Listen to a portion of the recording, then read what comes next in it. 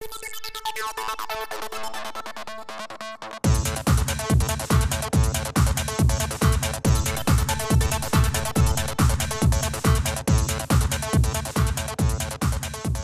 à toutes et à tous. Tout d'abord, je vous souhaite une très bonne année 2012.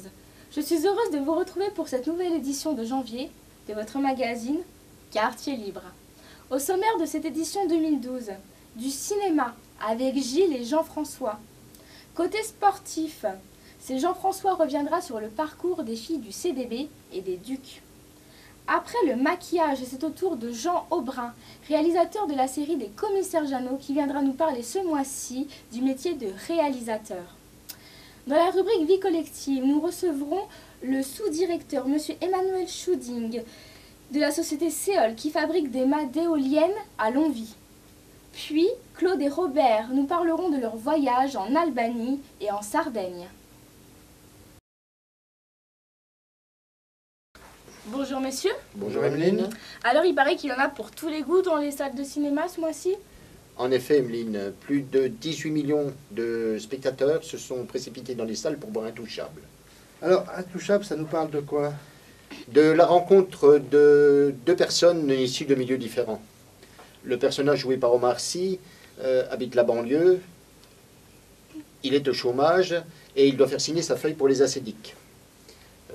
Cela peut lui permettre de rencontrer le personnage joué par François Cluzet, qui est riche, qui habite dans un hôtel particulier à Paris et qui est devenu tétraplégique à la suite d'un accident de parapente. Effectivement, rien ne prévoit de la rencontre de ces deux personnes qui vont apprendre à s'apprécier, ils vont s'apprivoiser, chacun va prendre à l'autre ce qu'il a besoin pour changer un petit peu sa vie. Alors ça paraît un film grave quand même. C'est un film sur un handicap, si vous voulez, mais je pense que on prend beaucoup de plaisir à regarder ce film, surtout dans la période que l'on vit actuellement, la crise, le AAA, l'Afghanistan. Ça nous permet de prendre un bon bol d'air avec ces accidentés de la vie, on va dire, qui se sortent petit à petit de leur handicap. Donc un film drôle, entre guillemets, sur le handicap. Un film drôle, moi j'ai beaucoup ri, j'ai beaucoup apprécié, je vais dire l'humour, parce que c'est un film où on rit, où il y a des sentiments, et que j'encourage les gens à aller voir, parce que vraiment, on en sort bien. Ragaillardé. Donc c'est quand même plus un film sur l'amitié, sur cette amitié entre deux personnes qui sont pas censées se rencontrer, que sur le handicap vraiment. Oui, le handicap n'a rien à voir. Je pense que si les rôles avaient été inversés ou quoi que ce soit, c'était exactement la même chose. D'accord. On aurait autant ri. Et puis ces 18 millions de spectateurs, c'est pas un peu un effet de mode? Non, parce que je ne pense pas que 18 millions de spectateurs ont pu se tromper. Merci. De Leonardo DiCaprio, dans le rôle de J. Edgar Hoover. On passe alternativement de l'époque des années 20 et on repasse aux années 60. Il a subi un maquillage presque trait pour trait.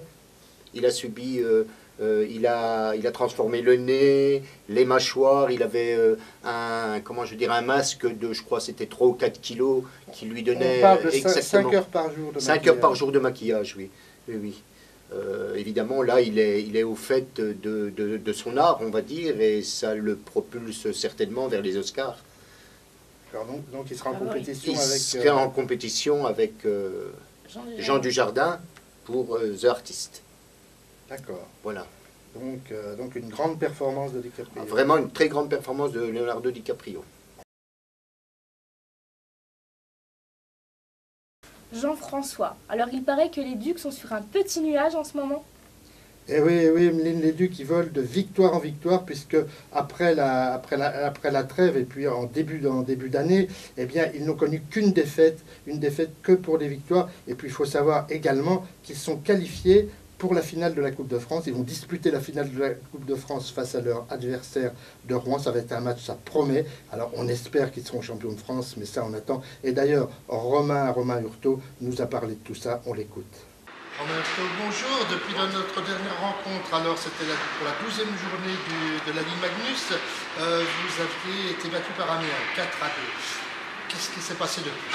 Alors depuis, il y a eu cette petite trêve internationale, tout de suite après le match contre Amiens, où certains joueurs sont partis en sélection, donc aussi bien chez les seniors que dans les sélections de jeunes. Par la suite, on a repris notre route, aussi bien en Coupe de France qu'en Ligue Magnus.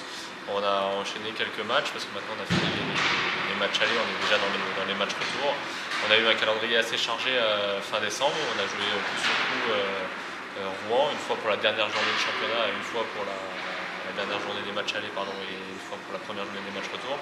On a réussi à les battre là-bas et on a perdu chez nous pour les matchs retour. D'accord, vous avez battu qui? On a battu Rouen. Rouen, d'accord. Ouais. D'accord. Donc ça, c'est le dernier match que vous avez disputé, il me semble, c'est contre Gap. Ouais, le week-end dernier là. Vous avez battu largement, il me semble. Ouais, on a gagné 9-1 chez nous. Ouais.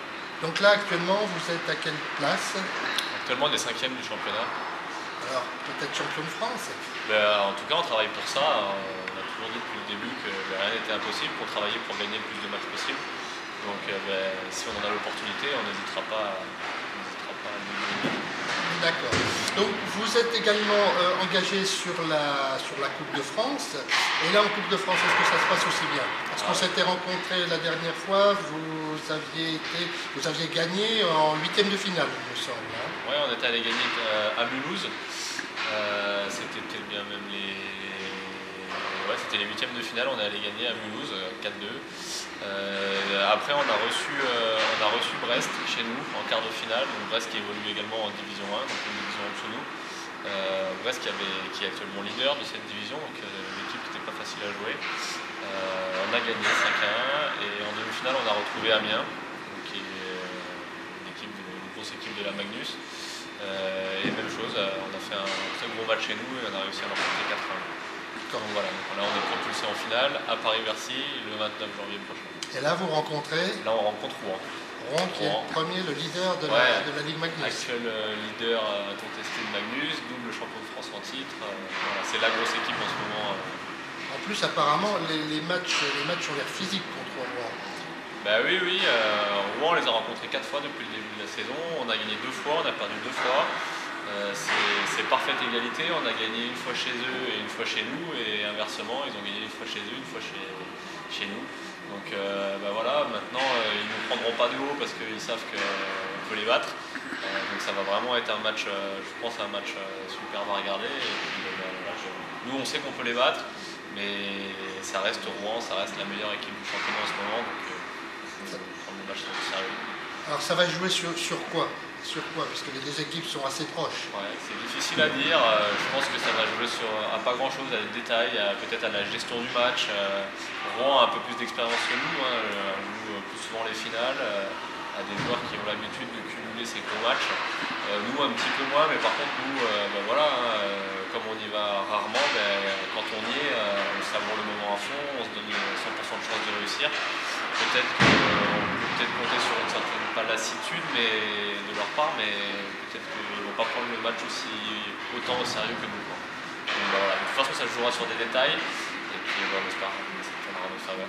D'accord. Alors, terminé, on dit que votre président a une idée assez drôle, c'est si vous remportez cette Coupe de France, vous allez descendre la rue de la Liberté en surfaceuse?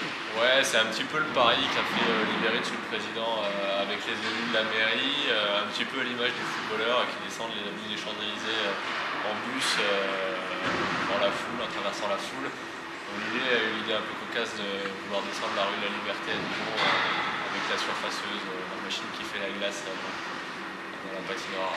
D'accord, on espère qu'on verra la surfaceuse dans la rue de la Liberté. On espère aussi, oui. Merci Romain. Merci. Et alors Jean-François, les filles du CDB, elles en sont où? Alors, les handballeuses du CDB, après la trêve internationale qu'elles ont eu à subir, et bien maintenant, en début d'année, elles ont recommencé. Alors, elles ont recommencé par un succès en Coupe de France, puisqu'elles se sont qualifiées pour les quarts de finale, face à Mios, une équipe qu'elles avaient déjà rencontrée, et la seule équipe qu'elles avaient battue en championnat de France. Donc, c'est dire que le Bordeaux va très bien au Bourgogne. Mais elles sont reparties en championnat de France, et là, ça s'est un peu plus mal passé, puisqu'elles ont perdu contre Metz d'abord, mais Metz, c'est une des grosses équipes, et elles ont perdu ensuite contre Arvor, qui est aussi une des grosses équipes. Et elles vont recevoir Metz, qui est le leader de... pas Metz, pardon. Elles vont recevoir ici Paris, qui est une grosse équipe également. Mais on a rencontré Hélène Groposila, l'entraîneur, qui nous a parlé de tout ça et de ses espoirs. D'accord, merci. Hélène Groposila, bonjour. Alors, après la trêve internationale qui a été assez longue, vous avez débuté l'année en fanfare avec une victoire en Coupe de France, en quart de finale en huitième de finale de la Coupe de France, où vous êtes qualifié aux dépens de Mios pour ces quarts de finale. Alors, vous piétinez en championnat de France, et là, en Coupe, vous explosez. Alors, comment vous expliquez ce succès comment ça se passe? Comment vous expliquez ce succès en Coupe? On a explosé, je pense pas, parce qu'on a eu un match très difficile, où on a joué même le penalty à la fin. Mais c'était un bon état d'esprit, les filles sont accrochées jusqu'au bout, et on a eu deux pénaltys arrêtés par la gardienne. Donc on a fait tout ce qui est nécessaire pour la gagner. Après, en championnat, on a rencontré les deux premières équipes, Arvor et Metz, où on savait vraiment que c'est très compliqué à gagner. Les scores, c'est lourd, mais c'est un peu normal. Nous, on a tourné avec tout le monde pour que tout le monde apprenne à jouer et qu'elle s'exprime. Et devant, on a vraiment des équipes très fortes qui vont se battre aussi pour la titre des champions de France. D'accord. Alors, est-ce que l'arrivée du Divine Jacquinot vous a fait du bien? Est-ce que en Coupe de France, ça explique un peu le succès aussi? Ça me fait du bien parce que c'est une joueuse qui a beaucoup d'expérience, qui arrive à cadrer, qui m'aide aussi parce que c'est plus facile quand les demi-centres, il connaît aussi ton souhait. Et c'est quelqu'un qui communique beaucoup avec les jeunes, qui apporte vraiment de la sérénité dans les groupes. Mais on perd Martina, Skolkova, et ça nous fait un peu de mal. Il faut qu'on retrouve d'autres ressources aussi parmi les jeunes pour changer encore un peu les projets jeunes. D'accord. Et là, en quart de finale, donc la Coupe de France, vous tombez contre un gros morceau, je crois, Le Havre. Oui, c'est un peu Havre, ça va être compliqué. Mais l'objectif de cette année, c'est pas la Coupe de France. C'est continuer à progresser et jouer les play-down avec un maximum potentiel et surtout assurer le maintien. D'accord. Alors, on revient au championnat. En championnat, vous débutez aussi l'année, et puis vous débutez par deux revers. Un revers assez lourd face à Metz, et puis la semaine suivante contre Arvor 29, Brest, deux défaites. Et puis là, vous allez rencontrer, je crois, le prochain match contre Ivry, qui est le leader. C'est ici les Moulineaux, oui. On a dit le mois de janvier, il faut qu'on progresse, il faut qu'on se bat, il faut qu'on donne tout sur chaque match. Les résultats, s'ils arrivent, tant mieux. S'ils n'arrivent pas, c'est un peu normal. Voilà. On mise beaucoup plus sur février, parce que là, il y a des matchs où on a plus de moyens de les gagner. Voilà. Mais on ne va rien lâcher. Le plus important, c'est de donner à fond sur le terrain, d'apporter le maximum de points. Mais on prend chaque match bien et on essaie de donner le maximum, de faire tout ce qu'on peut pour donner un bon spectacle aussi pour les gens qui viennent voir les matchs, pour les supporters, et après ramener des points si c'est possible. D'accord. Donc votre esprit déjà est tourné vers les play-down? Il faut, c'est pas, je ne peux pas dire qu'il est déjà tourné parce qu'il faut quand même récupérer des points. Si on est avant-dernière, on a 2 points de plus, donc on peut respirer mieux. C'est pas retourner parce qu'on va essayer de gagner des matchs, mais tout va se faire, même avec 2 points de plus, tout va se faire à play-down. Donc on peut avoir 3 points, on peut avoir 4, rien n'est joué. Le mois d'avril, mai, c'est très très important pour le club. D'accord. Eh ben, je vous remercie et puis on vous souhaite encore bonne chance. Merci beaucoup. Au revoir. Au revoir. Bonjour Monsieur Aubrin. Bonjour. On parle souvent de metteur en scène et de réalisateur. Mais y a-t-il vraiment une différence entre ces deux termes? Apparemment non, puisque le réalisateur doit pouvoir mettre en scène son personnel, enfin toutes les personnes qui tournent sur son film. Et puis moi je ne vois pas une grosse différence, quoi. D'accord, donc réalisateur et metteur en scène, ça revient au même. Ça revient à peu près à la même chose, quoi. Peut-être en théâtre c'est différent, puisque ce sont deux choses bien différentes, mais en cinéma, bon, il faut savoir faire de la mise en scène en réalisant ses films. D'accord, oui, réaliser, on va dire prendre les acteurs à part, savoir comment on veut les voir jouer. C'est-à-dire que le réalisateur a du personnel qui fait beaucoup de choses sur un film. Hein. Oui, par rapport au metteur en scène qui sera, on va dire, au théâtre, lui, il est seul à gérer ça, on va dire. Oui, il gère ça, tandis que sur un film, il faut gérer quand même, il y a quand même des personnes qui gèrent Chacun il y a la boulot, script, quoi, il y a beaucoup de choses qui sont différentes. Oui. D'accord. Ok, je vous remercie alors. Bien. Ça va nous éclaircir un petit peu. Oh, un petit peu, parce que c'est pas... C'est vrai moi, que je suis pas vraiment réalisateur, moi je suis réalisateur amateur, mais j'ai beaucoup d'amour pour le cinéma, hein, tout en étant pas cinéphile. Je ne suis pas vous n'êtes pas cinéphile? Non, je suis pas cinéphile, pas du tout. Hein. D'accord. Je vais voir un film. Mais alors qu'est-ce qui vous... C'est-à-dire, moi, ce qui me pousse, enfin, ce qui m'a fait débuter, c'est de jouer déjà. Hein. Et puis, parce que vous êtes acteur avant tout. J'étais acteur, et puis j'ai fait un stage de cinéma à Marseille à une époque, quand j'étais plus jeune. Et la personne qui nous gérait m'a dit, on vous verrait bien réalisateur de films. Vous avez essayé, ça vous a plu? Amateur, j'ai jamais été professionnel. Hein, d'accord. Mais amateur, ça vous plaît, vous aimez? Ah oui, moi j'ai beaucoup d'amour pour faire un film. D'accord. Mais bon, un film ne se fait pas tout seul. Oh non, maintenant moi je suis trop vieux pour être réalisateur. Pourquoi pas? Ça aurait pu se faire, j'aurais bien aimé, oui. J'aurais aimé le faire. Bon, il y a eu beaucoup de choses qui sont arrivées. Moi j'avais rencontré Gérard Philippe que je devais revoir à 21 ans. Il y a eu la guerre d'Algérie et puis Gérard est mort. Et donc j'ai pas... Mais j'ai fait quand même beaucoup de films. Hein. C'est vrai. Et j'ai beaucoup appris sur les films que j'ai participé. Sur les tournages, on doit beaucoup apprendre. Ah oui, on apprend beaucoup. Vous êtes mieux que les cours de comédie. Là, on apprend directement. Oui, hein. Surtout qu'avec les Billards sans monte en guerre, là, qui a été tourné à Dijon, j'étais un mois. Hein. Alors, on a le temps de voir tout ce qui se passe sur un plateau de tournage. Plateau, oui. D'accord. Voilà. Bah écoutez, je vous remercie. C'est moi qui vous remercie. Beaucoup, Monsieur Schoudig, dernièrement, vous avez acheminé des mâts d'éoliennes pour leur implantation à la chaleur. Comment réalise-t-on une telle opération? Bien, écoutez, pour nous, c'est relativement simple dans le sens où la société Seol fabrique environ une centaine de mâts d'éoliennes par an. Donc le projet de la chaleur représente une douzaine de mâts fabriqués pour l'entreprise. Donc c'est quand même une bonne activité. Par contre, effectivement, on avait une certaine proximité par rapport au parc, alors qu'habituellement, les chantiers sont beaucoup plus loin. Alors malgré cette proximité, hein, c'est vrai qu'on a quand même un parcours en convoi exceptionnel qui nécessite un certain nombre d'aménagements et je dirais des détours qui ne sont pas forcément évidents. Et malgré ces détours, on a parfois toujours des surprises de traverser dans des villages où effectivement ce n'est jamais très simple. D'accord. Vous avez une société qui est impactée par le projet du parc national qui écarte 63 communes de Côte d'Or de la zone de développement éolien, n'est-ce pas? Alors, tout à fait.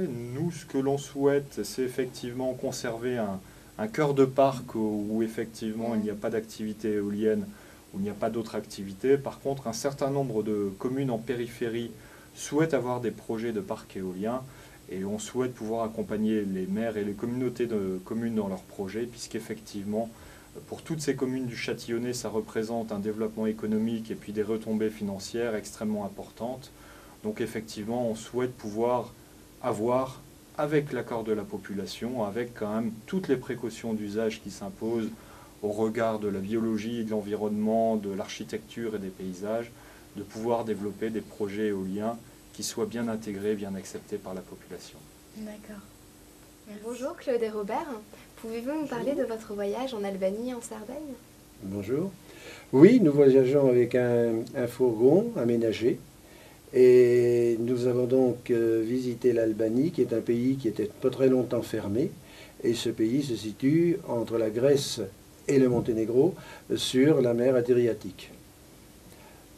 Donc ensuite, nous avons donc visité la Sardaigne, ce pays dont on connaît les plages principalement, mais peu l'intérieur, où il y a des traditions anciennes et des fêtes très anciennes.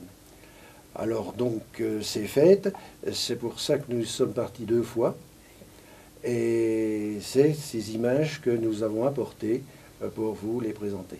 Merci beaucoup. Venant de Grèce, nous entrons en Albanie par le sud, en traversant le canal de Vivari sur une pittoresque barge, guidée et tractée par un câble. C'est plutôt folklore, mais ça marche à la demande 24 heures sur 24.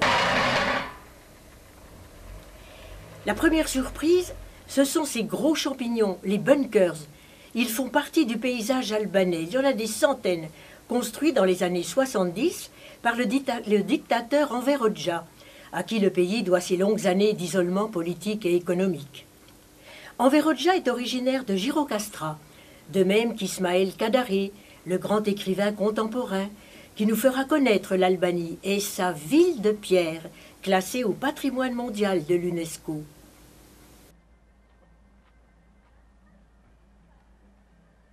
Un autre attrait du pays pour les amateurs d'espaces sauvages que nous sommes, les Alpes albanaises, difficilement accessibles par des pistes chaotiques, faut un beau véhicule.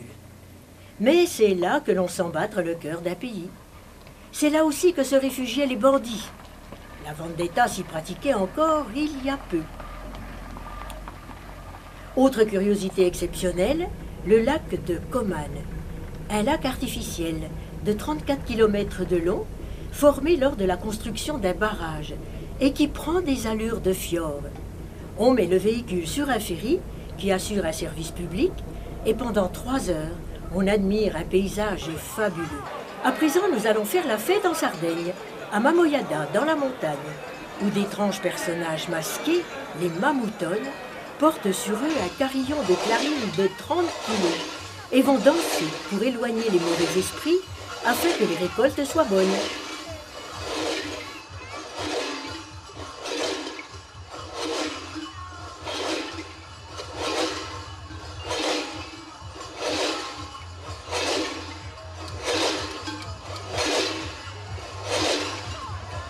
Oristano a hérité d'une fête aragonaise du XVIe siècle, la Sartiglia, une joute équestre qui consiste à décrocher à la pointe de l'épée une étoile suspendue sur le parcours.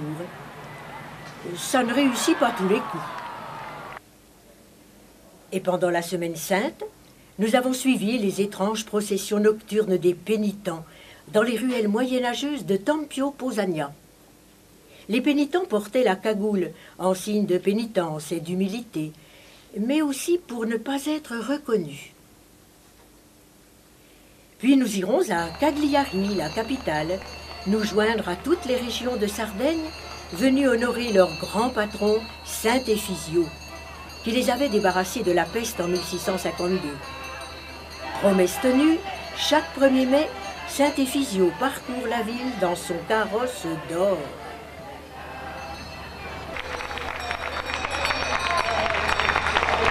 L'édition de ce mois de janvier est maintenant terminée. Je vous donne donc rendez-vous le mois prochain, en février, pour un nouveau magazine.